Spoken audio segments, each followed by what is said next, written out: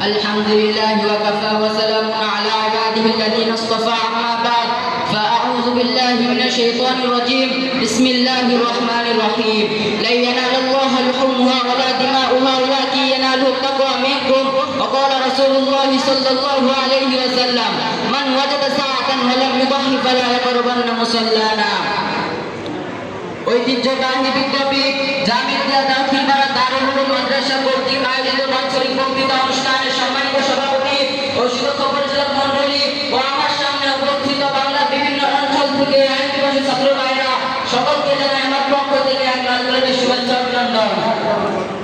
প্রিয় উপস্থিতি, কালের চব্বিশের প্রতিবেদনে আমাদের সামনে উপস্থিত হয়েছে কোরবানি স্মৃতি বিজৃম্ভিত হজমা। তাই আপনাদের সামনে কোরবানির ইতিহাস নিয়ে কিছু আলোচনা করার চেষ্টা করবো ইনশাআল্লাহ। প্রিয় উপস্থিতি, কোরবানি বিষয় বক্তৃতা আজ আমাদের স্মরণ করে দেয় আজ থেকে প্রায় 42 বছর পূর্বের কাহিনী, যেদিন আরবে বসর ভূমিতে হযরত ইব্রাহিম আলাইহিস সালাম আল্লাহকে সন্তুষ্টি এবং আল্লাহর মহব্বতে মাতাল হয়ে তার কলিজার টুকরো হযরত ইসমাঈল আলাইহিস সালামকে কোরবানি করার জন্য প্রস্তুত হয়েছিলেন। সত্যি ভাবতে বড় অবাক লাগে যে পিতা কিভাবে তার কলিজার টুকরো সন্তানকে জবাই করার জন্য প্রস্তুত হয়েছিলেন। প্রিয় উপস্থিতি, কোরবানির 3 দিন আগে মহান আল্লাহ তাআলা হযরত ইব্রাহিম আলাইহিস সালামকে স্বপ্ন দেখান যে তুমি তোমার সবথেকে প্রিয় বস্তুটি আল্লাহর নামে উৎসর্গ করো। হযরত ইব্রাহিম আলাইহিস সালাম এটা দেখা মাত্র তিনি চিন্তায় পড়ে গেলেন যে তার থেকে সবথেকে প্রিয় বস্তু কোনটি, কিন্তু তিনি তা বের করতে পারলেন না। তাই তিনি একসাথে উট কুরবান করেন। এভাবে পরপর 2 বার স্বপ্ন দেখার পর তিনি আরো 200 উট কুরবান করেন। এত কিছু করার পর মহান আল্লাহ তাআলা আবার হযরত ইব্রাহিম আলাইহিস সালামকে স্বপ্ন দেখান যে তুমি তোমার সবথেকে প্রিয় বস্তুটি কুরবান করো।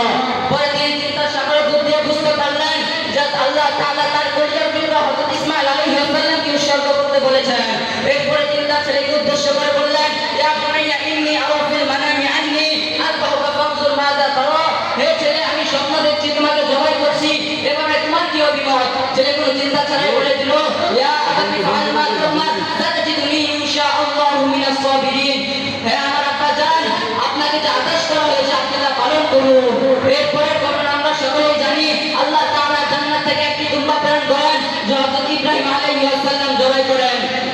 আল্লাহ তাআলা মূলত হযরত ইসমাঈল আলাইহিস সালামকে কুরবানি করতে চাচ্ছিলেন না, বরং চাচ্ছিলেন যে হযরত ইব্রাহিম আলাইহিস সালামের মনের তাকওয়া। আল্লাহ তাআলা ইরশাদ করেন, ইয়ানালুল্লাহু লুহুমুহা ওয়া লা দিমাউহা ওয়ালাকিন ইয়ানালুত তাকওয়া মিনকুম। আল্লাহ তাআলার নিকট কোনো বস্তু বা কোনো রত্ন পৌঁছে না, পৌঁছে শুধু মানুষের তাকওয়া। আল্লাহ তাআলা প্রিয় উপস্থিতি, আল্লাহ রাসূল সাল্লাল্লাহু আলাইহি ওয়াসাল্লাম বলেন, যে ব্যক্তি কুরবানির সামর্থ্য সত্ত্বেও কুরবানি করল না, সে যেন আমার ঈদগাহে না আসে।